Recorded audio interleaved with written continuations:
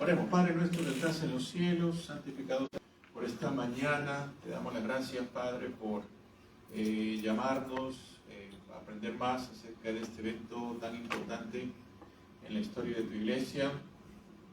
Te rogamos de que tú nos ayudes a comprenderlo en su contexto y también para que nos ayudes tú a poder aprender de él para fomentar la unidad de la iglesia en el presente, Señor.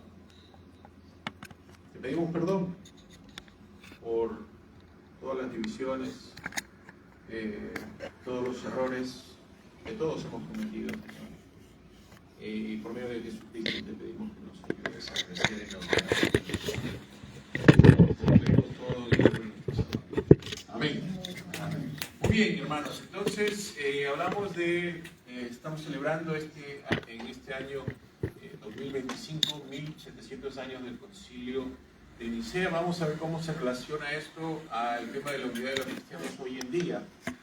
Y pensé que para empezar podríamos nosotros, voy a leer este texto muy importante que tiene que ver con la unidad de la iglesia, partiendo de las mismas escrituras, para que veamos que lo que ocurre en Nicea, ciertamente no es nada nuevo en el siglo IV, sino es una extensión, en cierta manera, de esta exhortación que el apóstol Pablo hace pues a los primeros cristianos, en particular pues a la comunidad de Éfeso. Aunque se cree que esta carta también no solamente es para los efesios, se cree que es una carta circular para todos los cristianos en esa región. Pero dice así Pablo: yo pues prisionero del Señor. Lo dice así pues porque no solamente porque era un siervo de Cristo, sino también porque estaba en la cárcel por predicar el Evangelio. Yo pues prisionero del Señor les ruego que ustedes vivan de una manera digna de la vocación con que han sido llamados. Que vivan con toda humildad y mansedumbre, con paciencia, soportándose unos a otros en amor y esforzándose por preservar la unidad del Espíritu en el vínculo de la paz.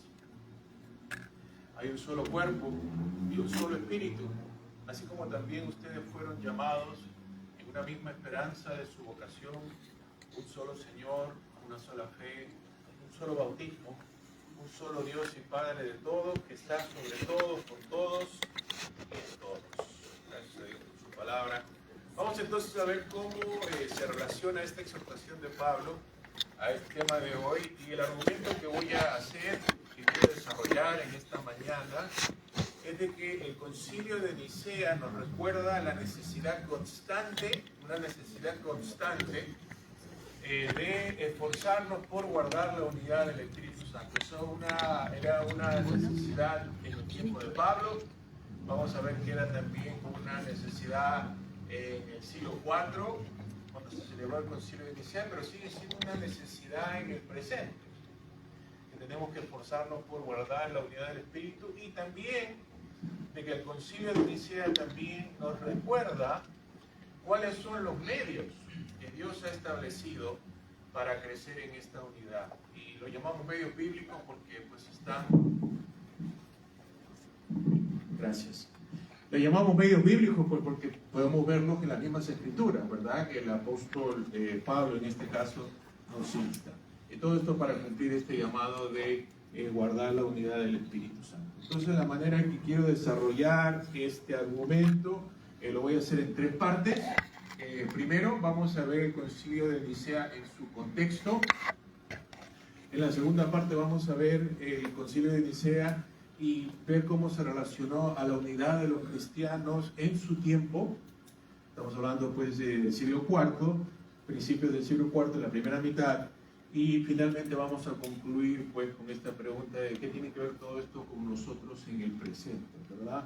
Nicea y la unidad de los cristianos hoy. Entonces empezamos con la primera parte, el Concilio de Nicea en su contexto.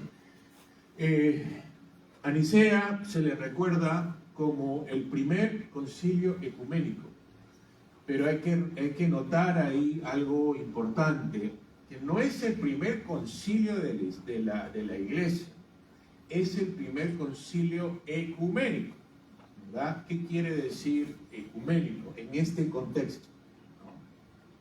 Cuando hablamos de concilio ecuménico en este contexto del siglo IV, no estamos nosotros pensando en el movimiento ecuménico moderno, que es un esfuerzo de promover la unidad entre las diferentes confesiones cristianas, así es como se entiende el término en el presente, pero en el contexto del siglo IV, cuando hablamos del concilio ecuménico, es un concilio general, universal, que tiene que ver con una convocatoria a todos los obispos del imperio, y también un poco de afuera, también viene de la raíz ecumene, que significa pues todo el mundo, o todo el mundo habitado, que en este contexto se refiere pues al imperio romano, ¿verdad?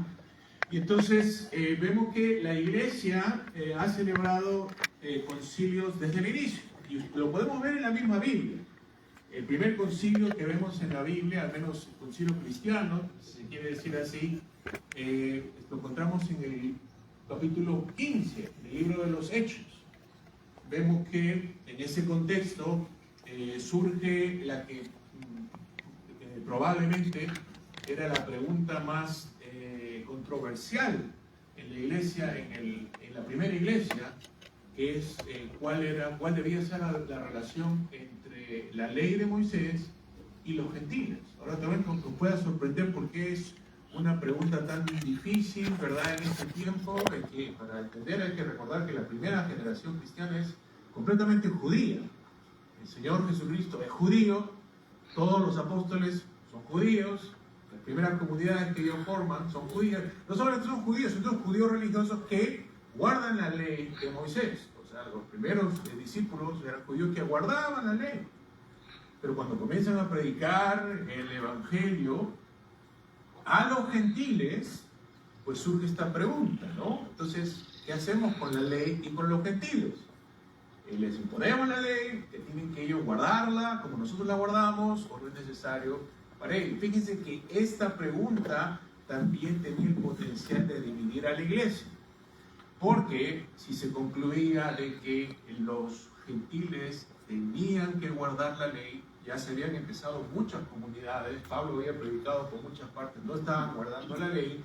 Este asunto tenía el potencial de dividir a la iglesia en dos, entre la iglesia judía que guardaba la ley y la iglesia gentil que no guardaba la ley, ¿no? Entonces, ¿qué se hace en este contexto? Bueno, como los judaizantes, los que decían que había que guardar la ley, entonces, venían de Jerusalén, Pablo y Bernabé, dice el texto de la Biblia, que van a Jerusalén también para resolver este asunto. ¿Y cómo se resuelve este asunto? Fíjense que no depende de una de las cosas que no hacen ellos, y digo subrayo esto porque a veces, tristemente, eso es lo que hacemos en las iglesias evangélicas. Ellos no dicen, bueno, que cada uno haga lo que quiera. No hacen eso, sino que se reúnen, dice todos los apóstoles que estaban ahí presentes, no se dan los nombres. Curiosamente, y este dato es importante observar, no solamente se reúnen los apóstoles, dice el texto que se reúnen los apóstoles con los presbíteros, con los ancianos de la iglesia. Esto es importante porque esto va a sentar un precedente para el futuro, que no es solamente cosa de los apóstoles esto, sino esto tiene que ver con el gobierno que va a perdurar en la iglesia. Y entonces, si ellos ya sabemos, pues acá creo que ninguno de nosotros, o no creo que la mayoría, se circuncide, guarda la ley. Eso no es así, porque este concilio considera o concluye de que no es necesario imponer esto a los. Pero sienta un precedente para que cuando en la iglesia hay un debate, una controversia que amenaza con dividirla, la solución no es que cada uno haga lo que quiera, sino es que los pastores de la iglesia se reúnan y busquen la dirección de Dios, por medio de su palabra, el Espíritu Santo. Y curiosamente, en este primer concilio, cuando ellos llegan a esta conclusión, dicen, nos pareció bien al Espíritu Santo y a nosotros. Ellos dicen, estaban concluyendo de que en ese consenso de los apóstoles y los ancianos de la iglesia, el Espíritu Santo los estaba guiando. Entonces esto es importante, ¿por qué? Porque este va a ser solo el primero de muchos concilios. Después, incluso que los apóstoles desaparecen y mueren, la iglesia va a seguir celebrando estos concilios. Y lo hace inicialmente pues, de manera regional, provincial. Ya para el segundo siglo se desarrolla, se establece firmemente el gobierno episcopal de la iglesia, y entonces vemos que ya no son pues, realmente todos los ancianos, si se quiere decir así, sino principalmente los obispos, los que se reúnen para debatir estas cosas, diferentes, como digo, regionales, provinciales. Entonces es importante notar esto porque para el tiempo de Nicea la iglesia ya tiene una tradición establecida, de una tradición conciliar, de concilios, de sínodos episcopales establecidos. Esto es algo que no se inventa el emperador romano, esto no es algo que se inventa Constantino, esto ya era parte de la vida de la iglesia desde sus inicios, ¿verdad? Pero lo que hace esto extraordinario es que nunca antes la iglesia había sido capaz de celebrar un concilio que representara pues a todas las provincias. Imagínense, por un lado está el asunto de que antes de Constantino la iglesia era perseguida. Imagínense como que darle en bandeja servida a la iglesia a los emperadores que quieren exterminar el cristianismo, que se reúnan todos los obispos en un solo lado para que nos exterminen a todos. Pero por otro lado también está el aspecto logístico, ¿no? ¿Quién convoca eso? ¿Dónde vamos a hospedarlos a todos, verdad? Y esta cosa cambia, esta situación cambia una vez que Constantino legaliza el cristianismo y de hecho empieza a favorecer el cristianismo. Entonces ahora es por primera vez posible celebrar un concilio de esta naturaleza. Un concilio que represente a todo el cristianismo, al menos imperial, y también pues que pueda resolver este problema. Entonces, pero ¿cuál fue la ocasión? ¿Cuál fue la ocasión de este concilio? ¿Por qué fue que Constantino, el primer emperador romano que se identifica con el cristianismo, así de manera abierta, hay cierto debate acerca de si algunos habían sido inclinados al cristianismo? Este es el primer caso en que él se va a identificar como cristiano. Constantino va a ser bautizado finalmente. En este tiempo todavía no está bautizado. Es curioso, porque técnicamente no es miembro de la iglesia, no está bautizado, pero aún así convoca este concilio, ¿verdad? ¿Y por qué es que lo convoca? Bueno, es el problema del arrianismo, ¿no? El arrianismo es esta herejía que básicamente enseñaba de que Jesucristo, el Hijo de Dios, como Hijo de Dios, todo el mundo pues entendía que la vida humana de Jesús empezaba pues en el vientre de la Virgen, ¿no? Eso nadie va a negar. Pero la pregunta es, Jesús como Hijo de Dios, como el Logos, como Verbo del Padre, ¿no? ¿Cuál es su relación al Padre? Bueno, lo que Arrio postulaba es de que el Hijo, el Verbo, había sido creado de la nada, antes de pues, la formación de todo el mundo, ¿verdad? Y entonces, imagínense, estamos hablando de un tema sumamente importante. ¿Por qué es que le llamamos a nuestra religión cristianismo? Pues por Cristo, en el nombre está.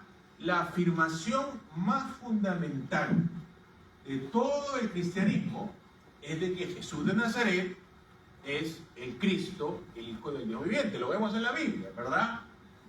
Cuando Jesús le dice a los apóstoles, ¿quién dicen ustedes que soy yo?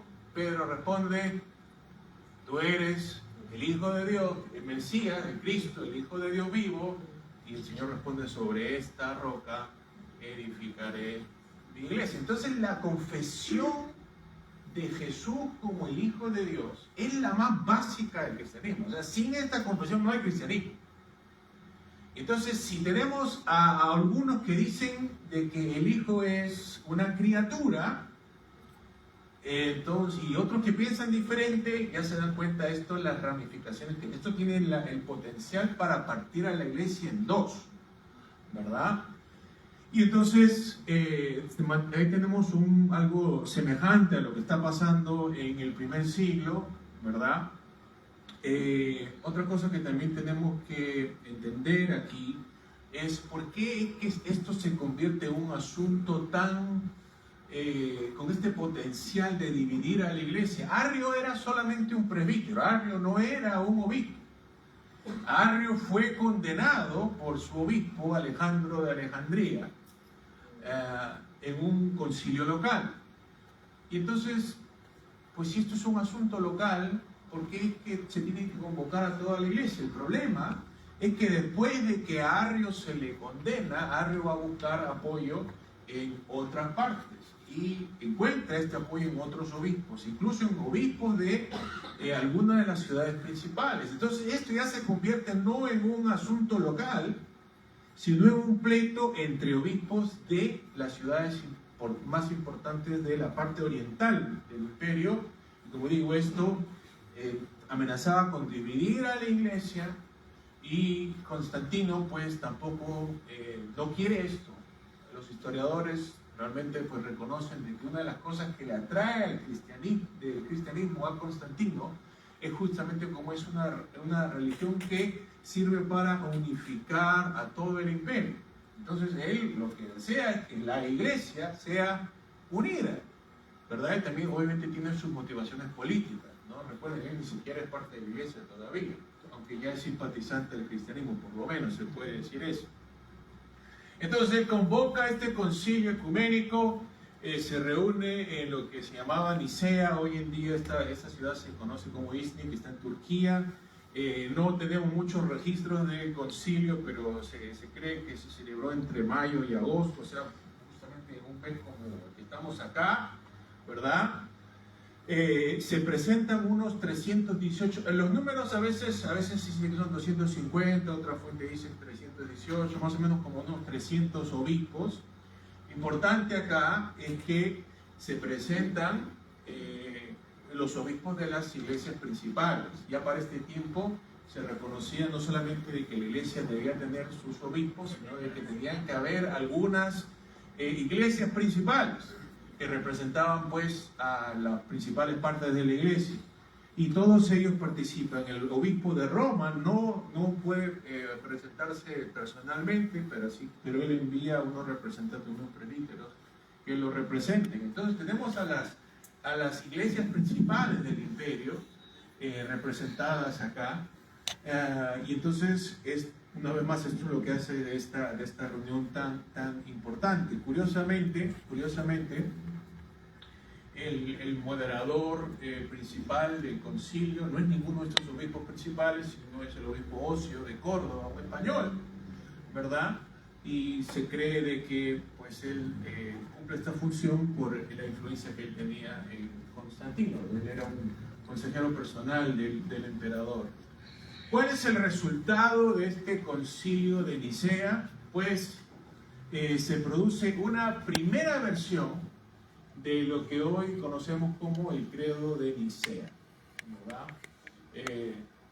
No vamos a ver todo el texto ahora, lo tengo guardado para más tarde, para que lo podamos decir juntos, aquellos que se sientan cómodos haciendo esto.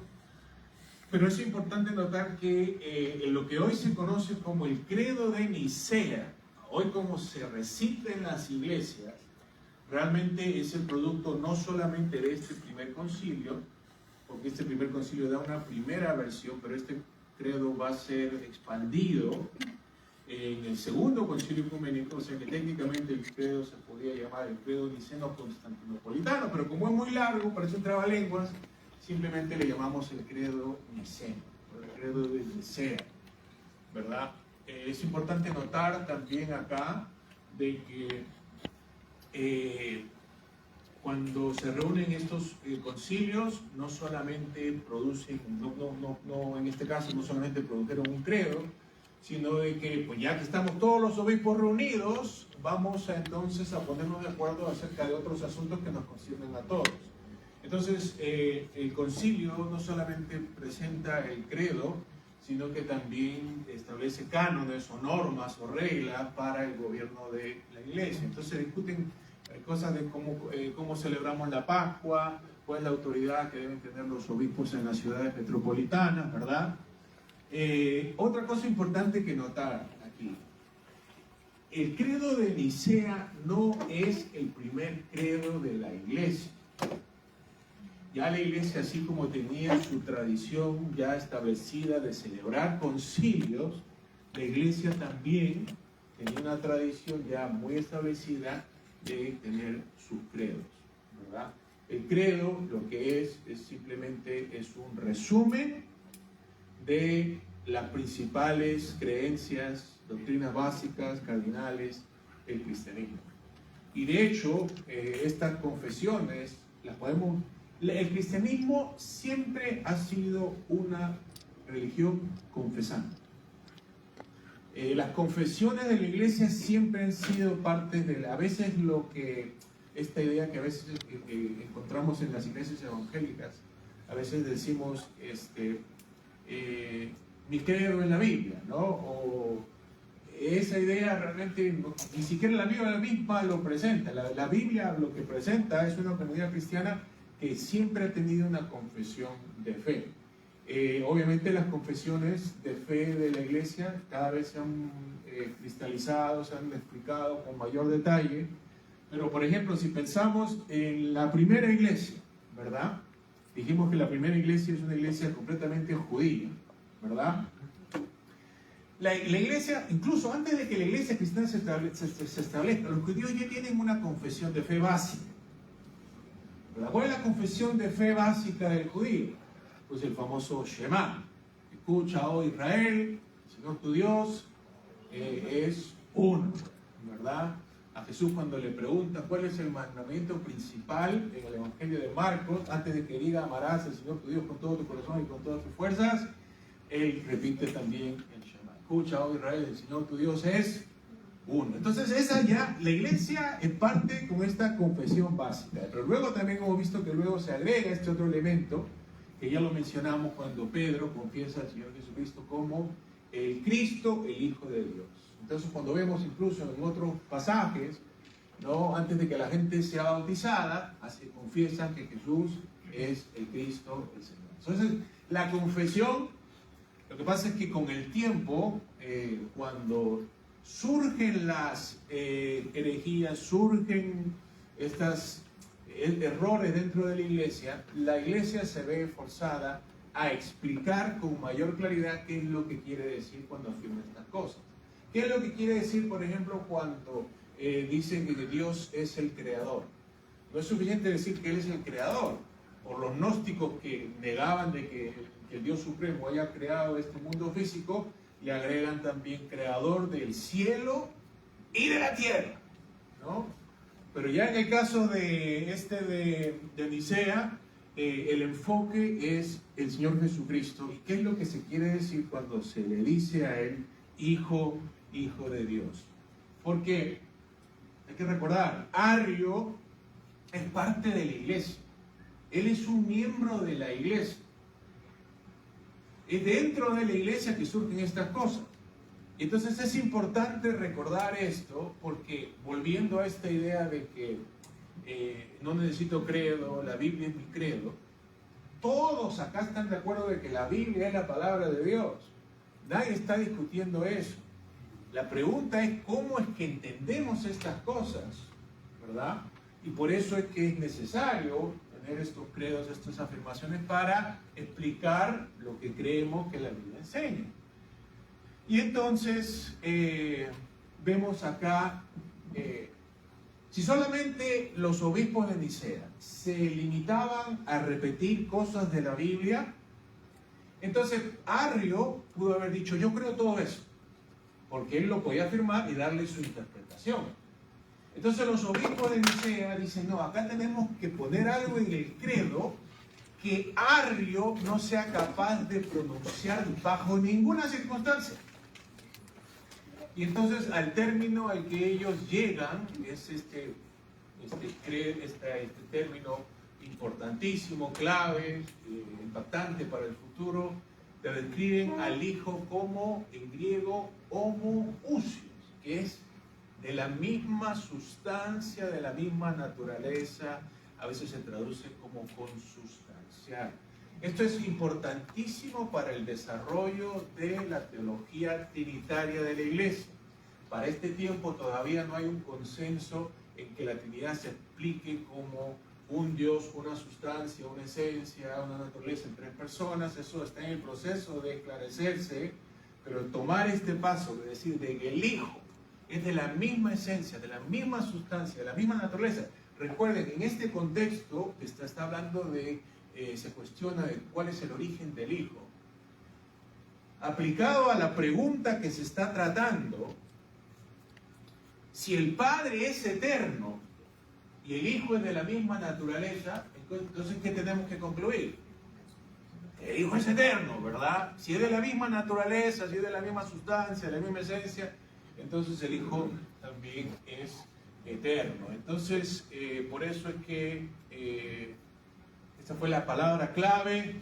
Hay una aceptación casi completa, solamente 2 obispos se rechazan y son exiliados, ¿verdad? Ya se dan cuenta acá la presión política que había puesto Constantino a los obispos. O sea, se tienen que poner de acuerdo acá, y al que no firma lo que acordamos se le manda pues bastante lejos, ¿verdad? Pero, ya que estamos hablando de la unidad en ese tiempo, la verdad es que esta conclusión realmente que no solucionó el problema. ¿Por qué? Porque muchas personas, a ver, para agregar algo más también acá, algunos no estaban seguros de que la palabra homoousios debería usarse en el credo. ¿Por qué? Porque ya anteriormente en un concilio regional se había usado esa palabra para condenar esa enseñanza que se asociaba con una herejía modalista. Entonces, algunos decían, esta palabra ya la condenamos, no debemos usarla. Finalmente se usa porque no hay mejor alternativa, y lo que se hace, es importante notar, porque esto pasa también mucho en la teología, se usa la misma palabra pero se le va a cambiar el sentido, el significado. Entonces, ¿qué es lo que pasa? Algunos no saben cómo interpretar homoousios, unos la ven de una manera, otros la ven de otra manera. Algunos firman el credo simplemente porque saben de que si no lo firman, ¿qué va a pasar? Pues el emperador lo va a mandar bastante lejos. Entonces, la realidad es que esto, Nicea, no resuelve el asunto. Se forma el credo en su primera versión, pero los cristianos van a seguir debatiendo. Y esto nos va a llevar al segundo punto, que tiene que ver con la unidad de la Iglesia en el contexto de Nicea. Y entonces hay que recordar acá la motivación original de Constantino, ¿verdad? Constantino, ¿qué es lo que quería? Constantino quería mantener a la Iglesia unida. ¿Qué es lo que resulta? Un credo que tampoco nadie no llega a convencer completamente a todos. Los debates continúan después de Nicea, y como continúan, van a haber todavía obispos de ciudades principales que todavía se van a inclinar un poco para las ideas de Arrio. Como la intención de Constantino es mantener a la Iglesia unida, él tampoco pone una mano muy fuerte, entonces comienza a tolerar. Hay una ambigüedad acá. Entonces sigue el pleito, siguen los problemas, ¿verdad? Y entonces en este contexto es que van a sobresalir, mejor dicho, la labor apologética de algunos padres como Atanasio de Alejandría, los grandes capadocios.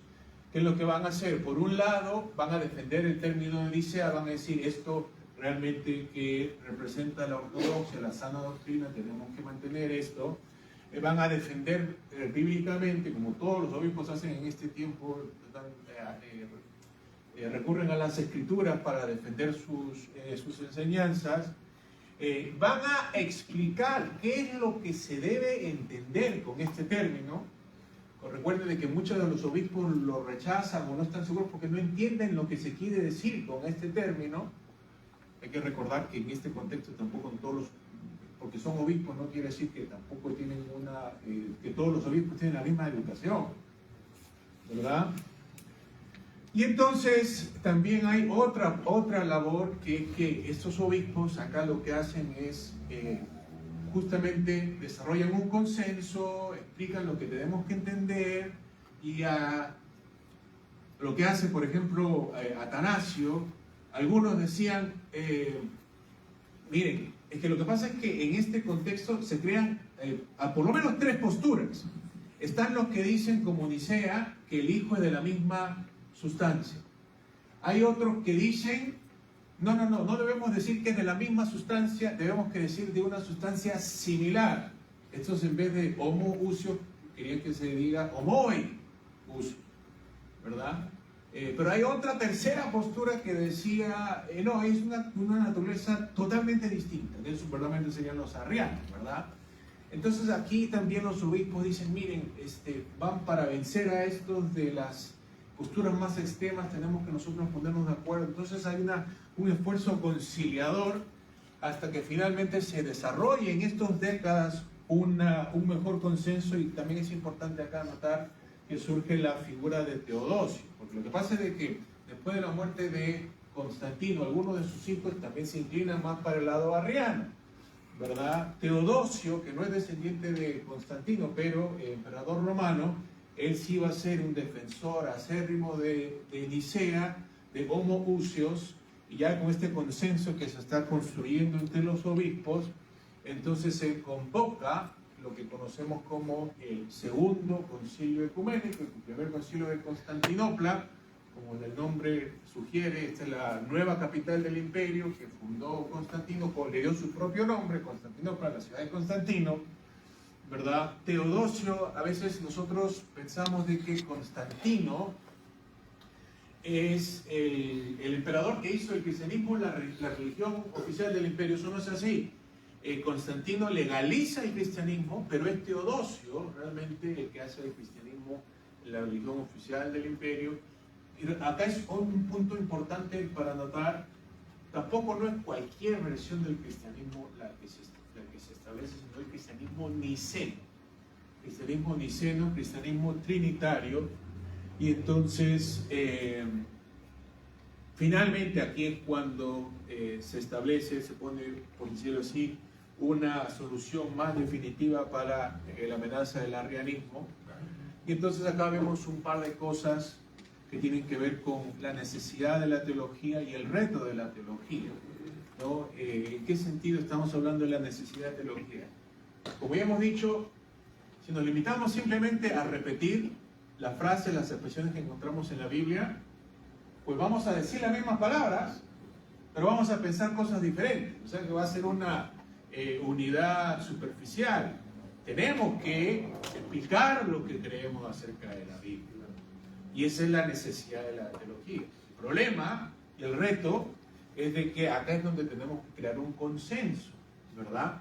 Porque no todos lo vamos a querer explicar de la misma manera. Y eso también crea, como digo, un reto. Y lo cual nos lleva pues ya al tercer punto, que es la conclusión y lo que tiene que ver con nosotros para el presente. La unidad de los cristianos hoy en día en el concilio de Nicea, ¿verdad? Fíjense, recordamos las palabras del apóstol Pablo que leímos al comienzo, que dice: esfuércense por guardar la unidad del Espíritu. Esfuércense por guardar la unidad del Espíritu, no solamente en el siglo I, en el siglo IV, pero también ahora en el siglo XXI y en el presente. Fíjense, cuando alguien dice esfuércense, está hablando de un trabajo que necesita esfuerzo. Si fuese fácil guardar la unidad del Espíritu, pues entonces tampoco habría ni necesidad de decir. Él no solamente dice guarden la unidad del Espíritu Santo, dice esfuércense. ¿Por qué esfuércense? Porque es difícil. Porque es difícil. Porque mantener la unidad siempre es difícil. Aquellos de ustedes que están casados, bueno, la verdad que todos debemos tener experiencia de saber por qué es difícil, ¿verdad? Porque ninguno viene solo al mundo. Todos venimos y somos parte de una familia. Y no solamente los casados, sino también los que son parte, los que conviven con alguien, por algún tiempo se dan cuenta de la dificultad. No solamente está el hecho de que somos personas diferentes y que cada uno tiene su manera de ver las cosas, pero por otro lado también, pues, todos confesamos de que Cristo vino a salvar pecadores. No solamente es que somos personas diferentes, sino también somos pecadores. También somos egoístas. Cada uno quiere hacer las cosas a su manera, no quiere que otro venga a decirle cómo tiene que hacer las cosas. Entonces eso crea un reto para la iglesia y crea que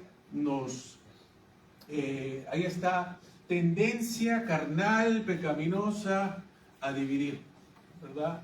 Entonces Pablo dice que nos esforcemos por guardar la unidad del Espíritu Santo. Y la unidad, esta necesidad es apremiante. Si esto era necesario en el primer siglo, si esto era necesario en el cuarto siglo, imagínense lo necesario que es ahora en el siglo XXI, en el que no hay 1, 2, 3 denominaciones. Estamos hablando de, pues, cientos, ¿no? Cada día surge un nuevo grupo, ¿verdad? Y como dije, hay esta tendencia de que, bueno, cada uno haga lo que mejor le parezca, ¿verdad? Esta tendencia, especialmente en las nuevas iglesias que salen, no solamente que son independientes, sino de que son aisladas, que son sectarias, que no quieren juntarse con nadie más, ¿verdad? Entonces, esto crea un reto profundo, ¿verdad? Y entonces, acá es importante notar que Pablo no solamente les dice esfuércense por guardar la unidad del Espíritu, sino que también en el texto les recuerda cuál es el fundamento de esta unidad. Es un espíritu que se recibe por la fe en el Señor Jesucristo, ¿verdad? Y como es un solo espíritu, también hay un solo cuerpo, una sola iglesia. Pero fíjense, esto también es importante porque es una sola iglesia a través de los siglos, a pesar de las posteriores ramificaciones. Esto quiere decir de que no solamente somos uno, nosotros todos los que creemos en Jesucristo por el Espíritu Santo, pero también conectado a Nicea, somos uno con los del pasado también por el mismo Espíritu. Y entonces, viendo atrás, nos puede ayudar esto para afrontar los retos del presente y los retos del futuro. Dice, llamados en una misma esperanza de su vocación, una sola fe. Y acá podríamos hablar de un solo credo. Y aquí es donde quiero que pensemos un poco juntos. Y pensando en cómo nos ayuda Nicea en el presente. En este pasaje de Efesios, Pablo habla y dice que la fe no hay dos fees, no hay tres fees, no hay cuatro fees. Dice que la fe es una sola, que la fe es una sola. En Hebreos, no en Hebreos, creo que es en Judas, ¿no? Que habla de la fe que fue entregada de una vez y para siempre a la iglesia. Es una fe y esta fe es la que se le entrega a la iglesia desde el comienzo. ¿Cómo nos ayuda a Nicea? Si nosotros comparamos las confesiones, las iglesias que tenemos confesiones, vamos a encontrar muchas diferencias entre estas confesiones. ¿Cómo nos ayuda Nicea? Nicea nos recuerda de que hay un consenso cristiano histórico que corre desde el comienzo hasta el presente. Nicea nos recuerda cuáles son los puntos primarios del cristianismo, cuáles son las doctrinas cardinales de nuestra fe. No estamos hablando de una unidad simplemente de intención, no queremos llevarnos bien, no queremos tener problemas. La unidad que tenemos es en Cristo. O sea, hay la necesidad de afirmar una fe. y que esta fe sea el fundamento de nuestra unidad. No estamos diciendo, bueno, todos somos hermanos, hay que darnos las manos, ¿no? Y todo va a estar bien. No, hay una fe que se tiene que confesar. Pero ¿qué es lo que pasa? Nosotros en el siglo XXI heredamos pues siglos de debates, de contiendas, y nuestras confesiones son productos de todo ello. Si somos honestos, bueno, esta es mi convicción personal. Si usted ve y eso le aplica a todas las iglesias, si uno ve todo lo que se enseña y se hace en su iglesia y lo compara a lo que vemos en los primeros siglos, vamos a tener que concluir que todos hacemos las cosas diferentes a como se hacían en los primeros siglos. De hecho, el cambio en la iglesia es inevitable. En el primer siglo, hablamos de cómo empezaron los apóstoles, siendo una comunidad netamente judía. Después ocurre el primer concilio y ya están más abiertos a la manera en la que la iglesia adora a Dios al inicio de la iglesia en Pentecostés no va a ser exactamente igual a como está adorando a Dios después que se han recibido a los gentiles.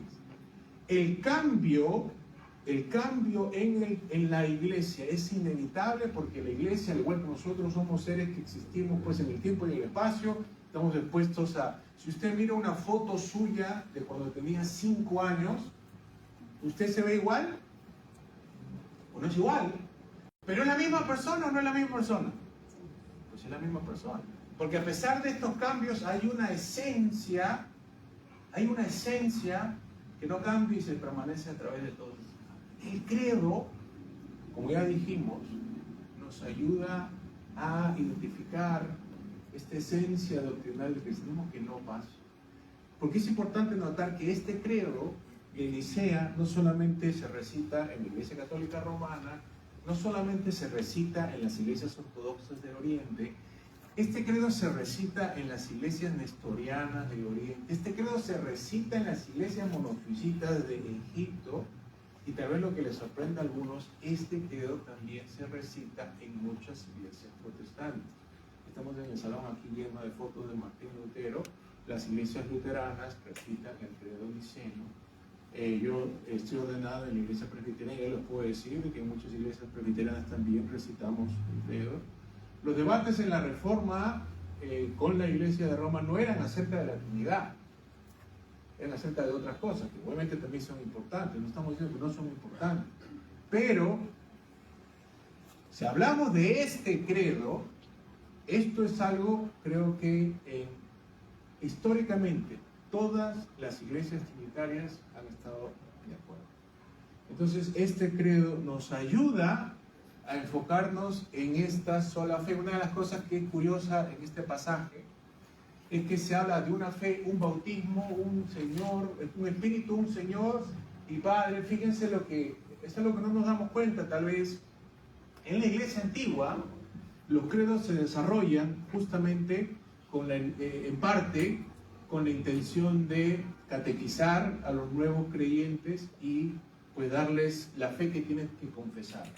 Antes de que cuando uno es bautizado en la iglesia antigua, uno está también recibiendo la fe de la iglesia. Por eso que antes de que tú te bautices, en el siglo III tenemos evidencia de esto, te preguntaban, ¿tú crees en Dios Padre Todopoderoso, Creador del cielo y la tierra? Sí, al agua. ¿Crees en Jesucristo, su único Hijo, el Señor crucificado, resucitado? Sí, creo, al agua. ¿Crees en el Espíritu Santo, dador de vida, verdad? Sí, creo. Entonces se dan cuenta, fíjense cómo está entrelazado la confesión de fe y también el bautismo, ser parte de la iglesia y también el recibir el Espíritu Santo, que en la iglesia se asociaba todo con el bautismo. Y por eso Pablo es capaz de decir, ahí está el fundamento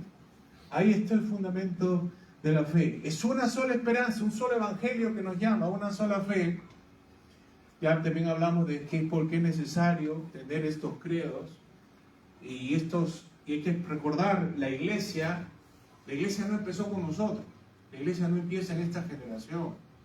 Entonces, el querer formar un credo así de la nada, sin considerar lo que viene atrás, también es una práctica muy peligrosa. Entonces, tenemos que tener credos y también tenemos que apoyarnos de estos credos históricos, ¿verdad? La prioridad del pasado, ellos vienen antes de nosotros. Es una fe trinitaria, como ya dijimos, incluso en este tiempo, así como el credo dice Padre, Hijo y Espíritu Santo. En ese punto también se habla de un bautismo y también se habla de un Espíritu, un Señor Jesucristo y un Dios y Padre de todos, ¿verdad? Si nos enfocamos en esto, hermanos, hermanas, creo que nos va a ser más fácil cumplir lo que Pablo dice. Dice, tolérense, sean pacientes los unos con los otros. Cuando, si él dice tolerancia, él no está negando de que las diferencias van a existir. Como digo, si él habla de esfuerzo, no se niega de que van a haber retos. Pero ahí es donde Dios se glorifica también. Fíjense, ¿cómo es que mostramos el amor el uno al otro? ¿Cómo es que mostró Cristo su amor a nosotros? No porque nos amaba cuando todo estaba muy bien y éramos súper santos, súper buenos. Romanos dice que Dios muestra su amor por nosotros en que siendo aún pecadores, Él muestra su amor, mostrándonos ese amor cuando somos enemigos suyos. ¿Cuánto más entonces nosotros cristianos confesamos una misma fe, también crecemos en amor cuando nos mostramos este amor a pesar de estas diferencias, a pesar de estas contiendas históricas que tenemos? Tolerancia, paciencia en medio de las diferencias siguen secundarias. No estamos diciendo que aceptemos todo, que no importa lo que uno cree. Hay una fe que se tiene que confesar, pero esa fe no puede, tal vez no sea exactamente lo que nuestras confesiones dicen, todo lo que dicen ahora en el presente. A una última cosa, dos cosas más para terminar. Acá hay que reconocer también el rol especial que cumplieron los obispos y pastores de la iglesia para llegar a este consenso. Hay un rol especial que cumplen los pastores de la iglesia para justamente fomentar la unidad de la iglesia. Así que aquellos de ustedes que tienen algún rol pastoral dentro de la iglesia, lo menciono para que también tomen esa responsabilidad y lo vean como parte de su llamada, que parte de este rol pastoral que Dios les ha dado es trabajar con otros pastores para mostrar la unidad que tenemos en el Espíritu. Y bueno, para terminar esta presentación corta, ya dijimos nosotros que esta es la confesión más antigua, pero no es la más antigua, más universal de todas. Dijimos que esto se recita en las iglesias católicas romanas, ortodoxas, nestorianas, monofisitas, pero también protestantes, algunas por lo menos. Así que los invito a que terminemos recitando este credo juntos. Así que si se sienten cómodos, repitan conmigo: creemos en un solo Dios, Padre Todopoderoso, creador del cielo y la tierra, de todo lo visible y lo invisible, y en un solo Señor Jesucristo, el unigénito de Dios, engendrado por el Padre antes de todos los siglos, luz de luz, Dios verdadero de Dios verdadero, engendrado, no creado, de la misma esencia del Padre, por quien todo fue hecho, que por nosotros los hombres y por nuestra salvación bajó del cielo y se encarnó por obra del Espíritu Santo y de María la Virgen y se hizo hombre. Por nuestra causa fue crucificado en tiempo de Poncio Pilato y padeció y fue sepultado. Y resucitó al tercer día según las Escrituras y subió al cielo y está sentado a la diestra del Padre y de nuevo vendrá con gloria para juzgar a vivos y muertos y su reino no tendrá fin. Y en el Espíritu Santo, Señor y Dador de vida, que procede del Padre, que con el Padre y el Hijo recibe una misma adoración y gloria, que habló por los profetas. Creemos en la Iglesia, una santa, católica y apostólica. Confesamos un solo bautismo para la remisión de los pecados. Esperamos la resurrección de los muertos y la vida del mundo venidero. Amén. Amén. Vamos a hacer una oración y con eso terminamos. Padre, te damos las gracias una vez más por esta oportunidad que nos das de reflexionar juntos acerca de nuestra fe, la fe que compartimos unos con otros, sino también con todas las generaciones pasadas, Señor. Ayúdanos a enfocarnos en esta fe para crecer en unidad, para crecer en amor, para crecer en Cristo, Señor, que es uno solo, en nuestro Señor y Salvador. Te pedimos que nos capacites para ser promotores de la unidad en el Espíritu, en la fe, en cada una de nuestras comunidades, Señor. Glorifícate en nuestras vidas, en tu iglesia, en el país, Señor, en el Perú y también en todo el mundo, porque toda la creación es tuya. Te lo pedimos por Jesucristo. Amén. Amén.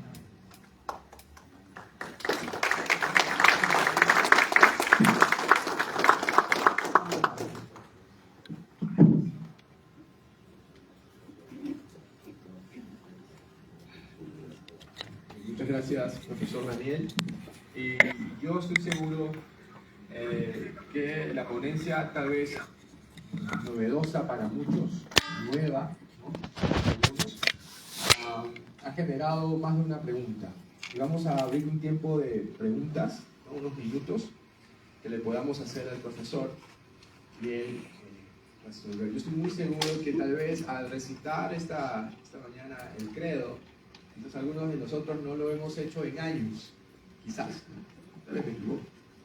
Ha encontrado algunas partes del credo que les ha generado algunas preguntas, siendo sinceros, como evangélicos, ¿no? Y qué mejor poderlas resolver, ¿no? Haciéndolas llegar a consultas al profesor. Así que vamos a los que tengan una pregunta, alzar sus manos, quizás puedan luego, yo voy a alcanzarles el micrófono, dar su nombre y hacer la pregunta, ¿ok? A partir de este momento, ¿ok? Así que ahí nuestro hermano levantó la mano, nuestra hermana atrás, ¿ok? Vamos a comenzar entonces. ¿Te gusta una por una? ¿No? Sí, una por una. Sí, mejor. Ok, entonces, hermano.